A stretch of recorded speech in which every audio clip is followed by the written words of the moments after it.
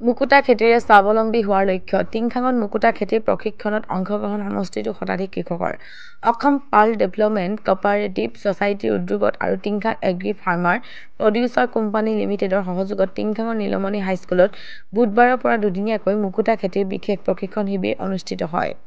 Doctor Rulen Hazarika এই শিবিৰত ভ্ৰমণ ব্যক্তি হিচাপে উপস্থিত থাকি কৃষকসকলক প্ৰশিক্ষণ প্ৰদান কৰে। টিংখাঙত প্ৰথমবাৰলৈ অনুষ্ঠিত মুকুতা খেতিৰ প্ৰশিক্ষণ শিবিৰত সমষ্টিটোৰ প্ৰায় শতাধিক কৃষকে অংশগ্ৰহণ কৰে। উল্লেখ্য যে সম্পূৰ্ণ বিজ্ঞানসন্মতভাৱে কৰা হয় এই মুকুতাৰ খেতি।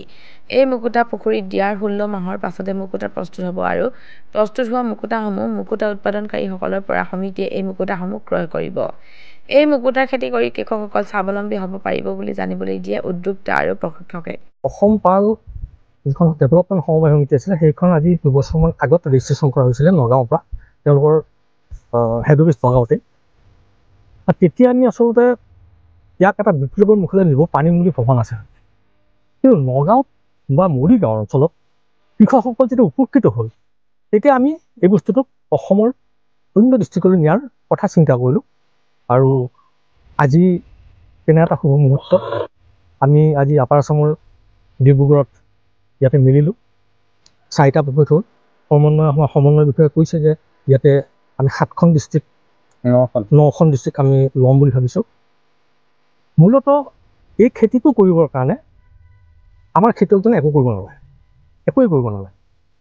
তেওঁলোকে অপাৰেশ্যনৰ দ্বাৰা ৰেডি কৰি দিয়া সামগ্ৰীখিনি পুখুৰীটোত পেলাই দিব লাগে, প্লাছ অকণমান তদাৰক কৰিব লাগে আৰু অকণমান সৰু সুৰা খাদ্য বস্তু বা ঔষধ আছে সেইখিনি যোগান দিব লাগে। কিন্তু তেওঁ উপকৃত হ'ব 16 মাহ পিছত বা 18 মাহ পিছত তেওঁ 2 ধৰণৰ মুকুতা পাব।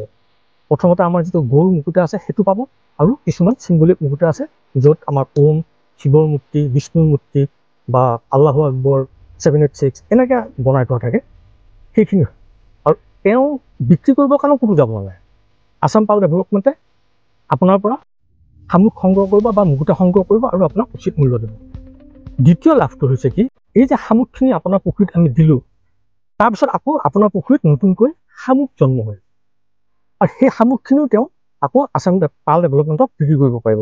অৰ্থাৎ কৃষকজন 2 ধৰণে উপকৃত হয়। প্ৰথমতে তেওঁ মুকুতা পাব, দ্বিতীয়তে তেওঁ পুখুৰীটোত শামুক পাব। আমি ভাবিছোঁ সময় বিষয়ৰ বাবে আমি আলোচনা কৰিছোঁ যে ইয়াৰ পিছত 16 মাহ পিছত বা 18 মাহ পিছত ইয়াত যিটো শামুক প্ৰডাকশ্যন হ'ব আমি আপাৰ আছামত সেই শামুকখিনি দিয়াৰ ব্যৱস্থা কৰিম। আমাৰ ইয়াত যিটো প্ৰগ্ৰাম চলি আছে সেইটো মুকুতা খেতিৰ প্ৰশিক্ষণ চলি আছে। সেইটো আমাৰ কোঅপাৰেটিভ ডিপাৰ্টমেণ্টৰ আণ্ডাৰতে চলি আছে আৰু সেই হিচাপে আমাৰ উজনিৰ যিজন সমন্বয়ক আছে তেখেতৰ তত্ত্বাৱধানত আমাক ইয়াতে এই প্ৰগ্ৰামটো অনুষ্ঠিত কৰা হৈছে। আৰু ইয়াৰে আহি পেলাই মই যিমানখিনি ইণ্টাৰেষ্টেড ফাৰ্মাৰ পাইছোঁ মোৰ বহুত ভাল লাগিছে। আজি আমাৰ প্ৰথম দিনৰ প্ৰশিক্ষণৰ প্ৰথম দিন আছিল, তো মই তেখেতসকলক ট্ৰেইনিং দি বা যিমানখিনি কৈছোঁ মোৰ বহুত ভাল লাগিছে।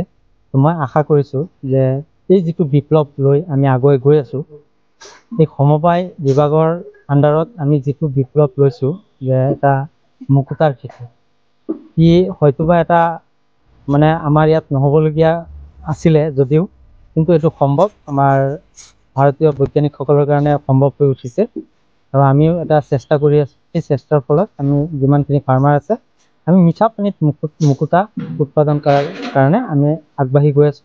আৰু আমাৰ যিটো লক্ষ্য সেইটো হৈছে যে আমি কেনেকৈ এইটো যুদ্ধ কৰি পেলাই অসমৰ নিবনুৱা সমস্যা অলপ হ'লেও সমাধান কৰিব পাৰিম আৰু ফৰেন কাৰেঞ্চি বিদেশী মুদ্ৰা আমি কেনেকৈ উপাৰ্জন কৰিব পাৰিম সেইটোৱে আমাৰ মূল লক্ষ্য। একচুৱেলি মুকুতা প্ৰশিক্ষণ লোৱাৰ পিছত খেতি কৰিবলৈ হ'লে প্ৰশিক্ষণটো ইম্পৰ্টেণ্ট হয়। ইম্পৰ্টেণ্ট হোৱাৰ পিছত তেখেতে মুকুতা খেতি যেতিয়া কৰিব, মুকুতা খেতি কৰা প্ৰথম দিনৰ পৰা হিচাপ কৰি 15 মাহৰ দিনাখনহে মুকুতা ওলাব। আৰু তাতে আকৌ ভাগে ভাগে কিছুমান আছে, কোৱালিটি আছে। যেনেকৈ আমি ৰাউণ্ড পাৰ্লৰ ক্ষেত্ৰত আমি যিমান দিন ৰাখিম সিমান ই ডাঙৰ হৈ গৈ থাকিব। তো যেতিয়া 36 মান্থলৈকে আমি ৰাখিব পাৰোঁ। যদি আমি 36 মান্থো ৰাখোঁ তেনেহ'লে আমাৰ এটা মুকুতা মিনিমাম 10ৰ পৰা 12 কেৰেট হ'ব, তাৰ মূল্য বাঢ়ি যাব।